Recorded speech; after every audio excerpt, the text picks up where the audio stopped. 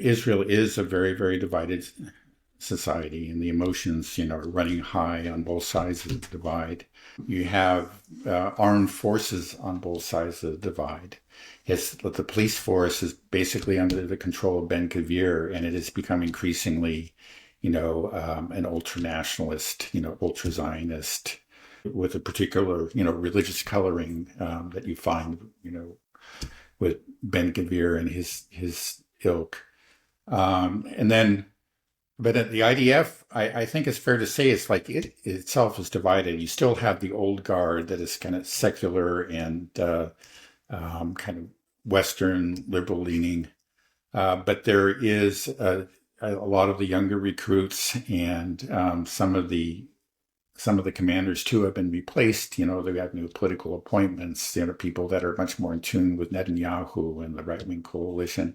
The IDF, my understanding is that it's divided. And then you have these organizations like Shin Bet, which is basically the FBI of Israel, and it is still the old guard. Essentially it's the old Israel.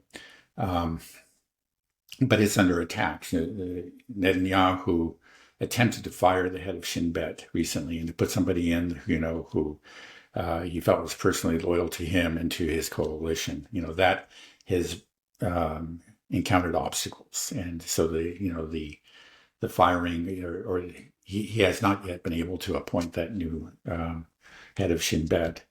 But you can see, these are, and the intelligence agencies too are kind of like Shin Bet and part of the old gun. But you have the police, and then increasingly the IDF on one side, or a good part of the IDF, and then you have the intelligence agencies, the FBI on the other side. It doesn't, and the feelings are very strong.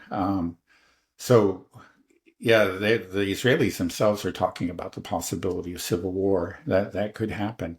One thing, though, to be aware of is that even with, we talk about the old liberals, they too are Zionists. And in the end, they too are in favor of a greater Israel. They just don't want to go about it as fast. And let's be honest, like and the IDF, they carried out this genocide.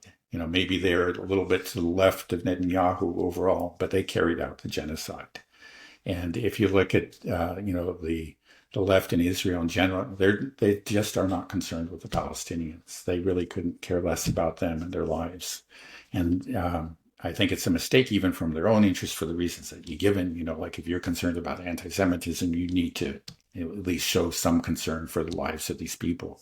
But in general, they don't. Now, there are some very honorable exceptions, of course, but they are a very small minority. So the thing is, the whole spectrum is Zionist. It's just, it's kind of different flavors of Zionism. In the end, all of them are in favor of an expansion of Israeli territory. And so whatever happens, who knows? If we really do have a civil war, then it's hard to predict the consequences. But my guess is that actually the ultranationalists would win. I think they have more guns on their side. They're more willing to employ violence. So I wouldn't place a whole lot of hope in that conflict. Right, but it would just further weaken Israel and further its disintegration. Yeah, you would see more and more people leave.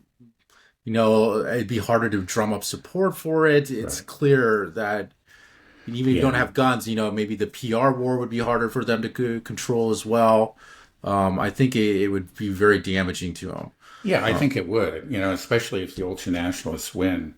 It would, it's just, for the longest time, it's just sort of like you had these kind of very westernized people that were in charge of Israel.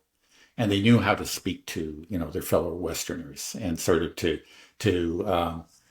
maybe to cloak some of the uglier aspects of the occupation and, how to spin things and justify things. And it was just like, they were very, very good spokesmen, and very good at obfuscating the reality. But people like Ben Gvir, they don't give a damn. And they are probably the Israel of the future. They're Israel of much of the present already.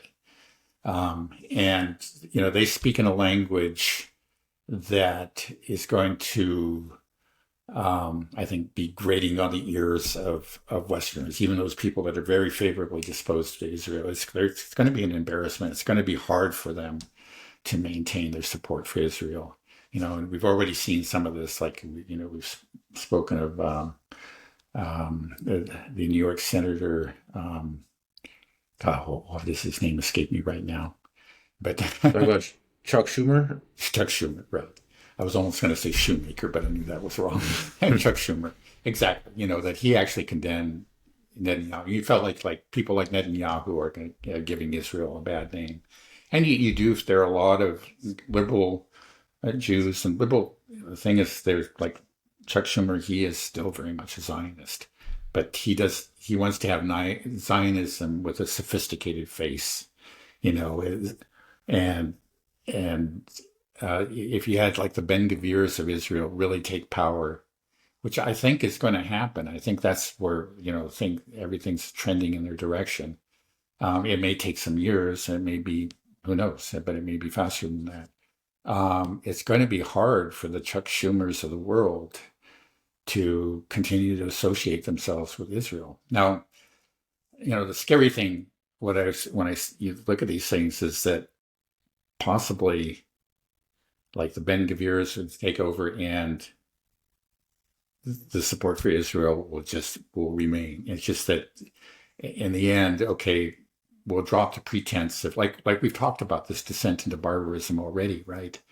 And it's just that the Zionist supporters, they would prefer to have the sophisticated kind of the westernized leaders, but if they lose them, okay, they'll make that. The danger is that they'll just make that commitment to raw, violent Zionism. The descent into barbarism will just continue.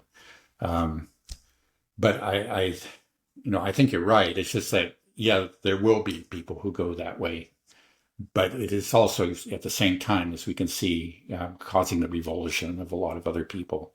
And so the split that, I think that the move towards a more openly ultra-nationalist and, frankly, ethno-supremacist, racist society is going to be hard for a lot of people to stomach in the West. I hope so.